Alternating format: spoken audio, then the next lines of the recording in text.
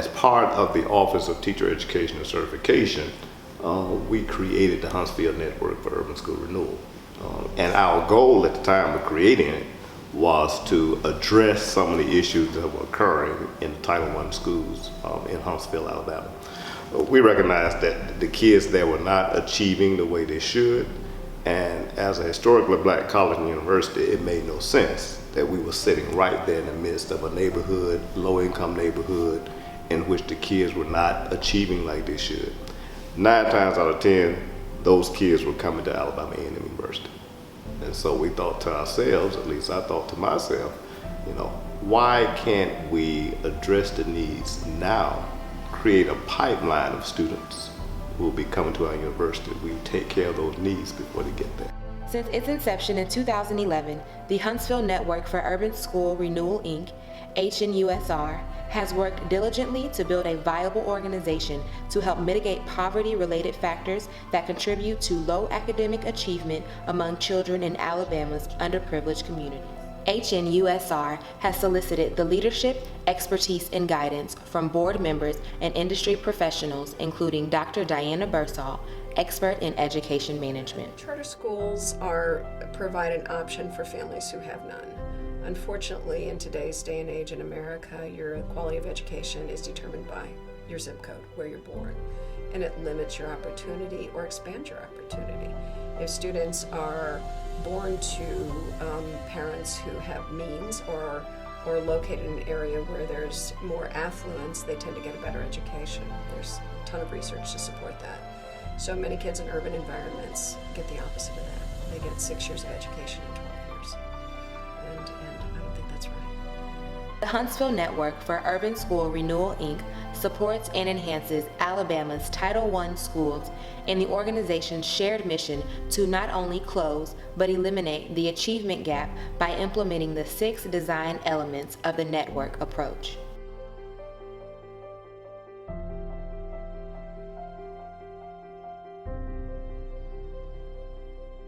So one of the things we want to do in our school is to make sure that we have a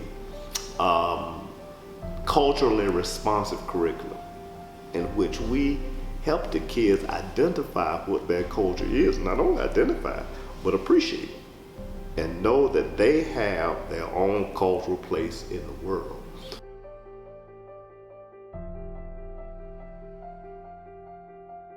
We want to provide those wraparound services now. And that includes, if the kids need medical services, dental services, psycho-emotional services.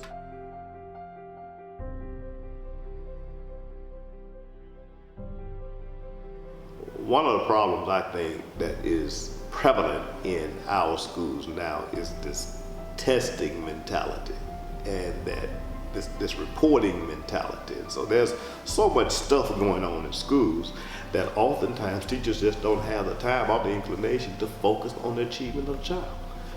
In the charter school, what we would like to do, what we will do, is to set up a staff in which we have teachers and principals whose total focus is on the academic achievement of that child.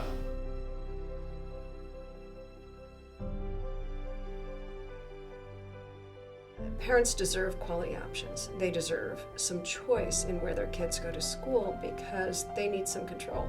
They shouldn't have to pay private school tuition for that to happen. People with money can buy a quality education. People without means can't. So they're left to what's available in the neighborhood, left to what's available in the city, left to what's available in their community.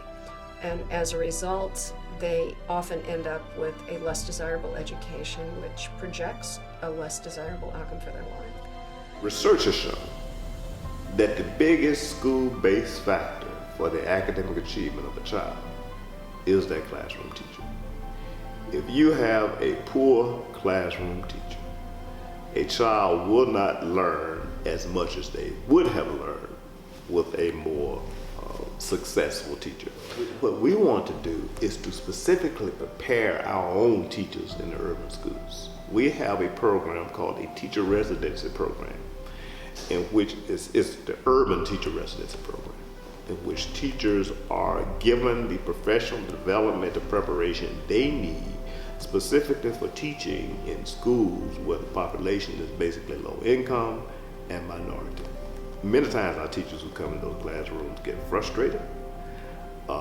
They go in ill prepared, and when you go in ill prepared, it's very easy to get frustrated.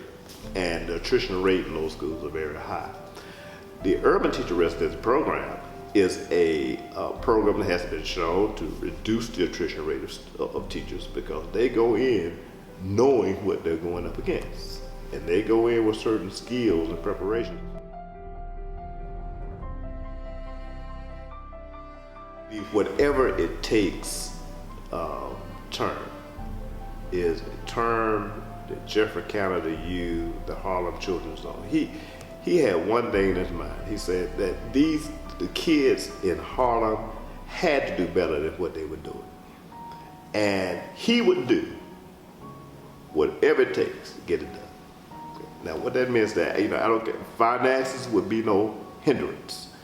The politics and the bureaucracy, the system would be no hindrance. We would get over all of that. Finances wouldn't be there. If a kid needed, again, medical care, dental care, whatever they needed, wouldn't be a problem. We would do whatever it takes to make this happen. These kids, they are at a point now where they must run faster.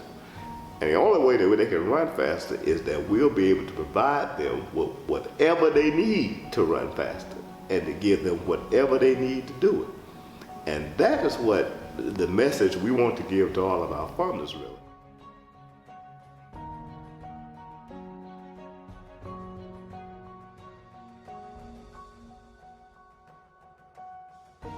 And our paramount goal in all of this is to make sure that the kids get what they need to get.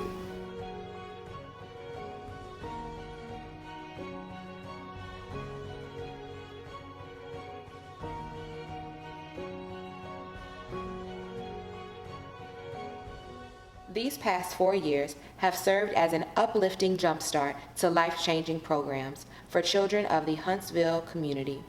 HNUSR has served its mission through various programs.